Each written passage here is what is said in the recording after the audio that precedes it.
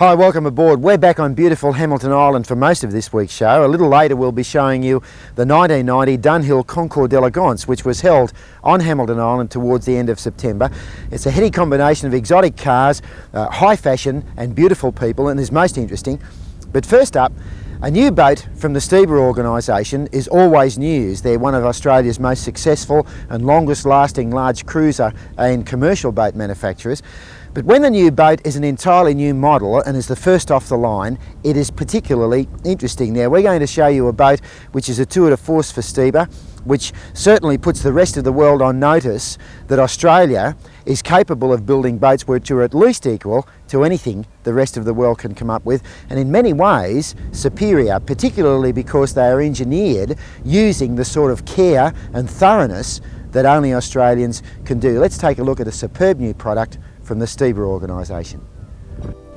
We've followed the development of the Steber 52 over the last couple of years, right through from the original plug making, building of the moulds, the building of a 47-foot sashimi tuna boat from the moulds using a stop in the mould to shorten it down, and then finally through the production of this particular boat. Sea Legend is a truly magnificent example of the Australian boat builder's art and comes up with a degree of performance, luxury and efficiency which certainly is unusual in the boats that we see on the water today. And all of that is based on a tradition that was established by Steber many years ago for building their boats to standards which were originally followed by the people and the artisans who built timber boats. Now, the advent of fiberglass has created a subtle change in the attitudes of Australian boat builders, and originally where the craftsmen took pride in what they did, particularly as far as wooden boats were concerned, we've seen in the last 20 or 30 years boats become mass produced, and the people who build them applying mass production techniques rather than the techniques of craftsmen. Now that's not necessarily to say that the products suffer, but it certainly means that if those original traditional values are applied to a new product, it gives an overall enhancement of the quality, and that's shown not only in the basic design of the boat but also in the way in which she's put together, and particularly in the way in which she is engineered. And over many years Steber have been building large boats, and this really is, I guess, the epitome of their efforts up to date, and certainly is a showcase for Steber, and has been seen to be that showcase by Steber ever since they first started building. And now she has an impressive list of inclusions and accessories which we'll cover as this segment goes on. She's set up as a luxury cruiser and also as a day game boat. She's in full survey, and survey standards as far as these boats are concerned vary according to the owner's requirements, as does the interior layout. This particular boat has 2 cabins sleeping 4 to 5 people, plus an additional 3 people who can be slept actually up on the flybridge that you just saw. A fully enclosed flybridge which is lockable and insect proof for sleeping overnight, and convertible berths and bunks in that flybridge for the sleeping of up to 4 people. So a most interesting utilisation of space in an area of the boat which is normally simply devoted to driving and generally is pretty windy and uncomfortable most of the time. The flybridge is being utilised to maximum advantage and is extremely attractively styled. Now, just talking about the styling, I must admit, looking at the drawings a couple of years ago and following this boat through in the factory, unable to get very far away from it, my impression was that the styling was perhaps a little radical and got away from Steber's traditional styling a little too far.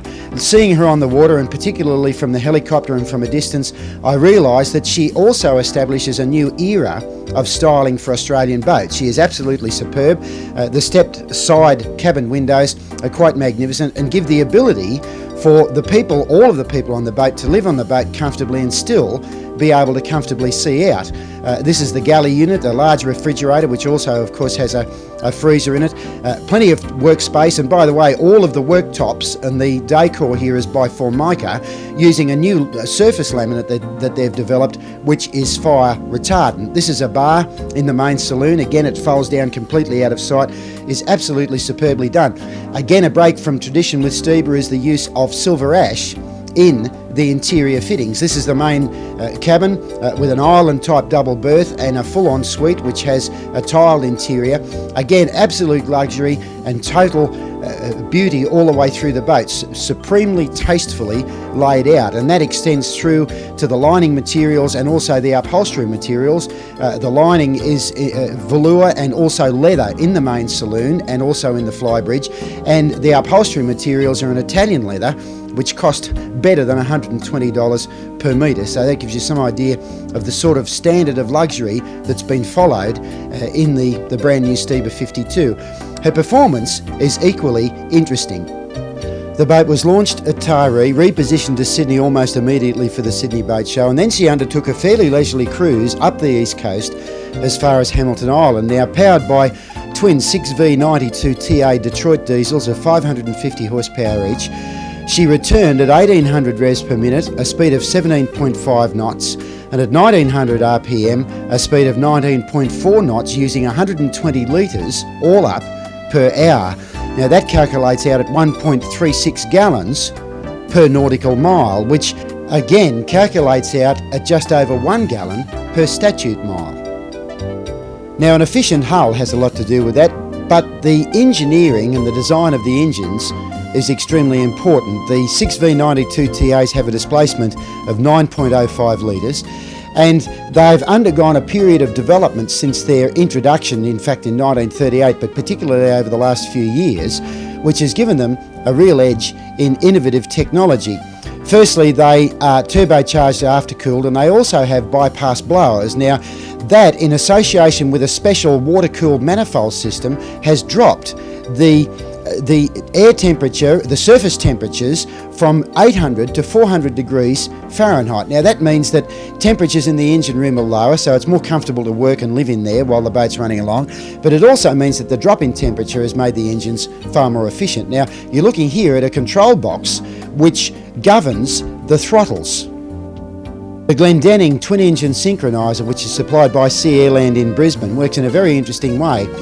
It slaves one set of throttles to the other, which means that at all times, providing the system is turned on and a switch on the dash operates that, by operating one engine throttle, the other engine is exactly synchronised with that first engine, and that eliminates a lot of problems as far as comfort in the boat is concerned, because there is a roll if the engines aren't properly synchronised, but it also means that the engines run at absolute maximum efficiency.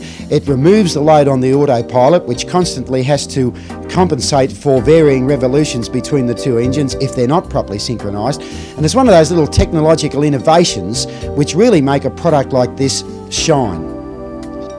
Now the deck winch you're looking at there was made by Mura in Tasmania. The propellers are by Austral, again Australian, and all of the stainless steel work and all of the engineering is done by Steber's own subsidiary, Shearwater Stainless Steel, which operates out of their factory, and all of that is done in a maximum effort to make this boat as close to 100% Australian as possible. If there was ever a contender for the 1991 Australian Boat of the Year, it's the Steber 52. We'll be back right after this.